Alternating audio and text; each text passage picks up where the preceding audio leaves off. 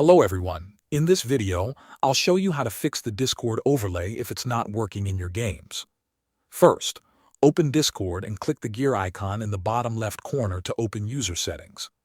Scroll down until you find Overlay or Game Overlay. Turn on the option called Enable In-Game Overlay. If it was already enabled, turn it off, wait a few seconds, and turn it back on. Next, scroll to Registered Games under Activity Settings. Find the game where the overlay is not working. Make sure the monitor icon next to the game is blue. If it has a red line or an X through it, click it once to enable the overlay for that game.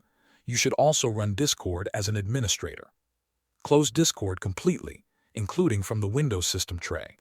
Then right-click the Discord shortcut on your desktop and choose Properties.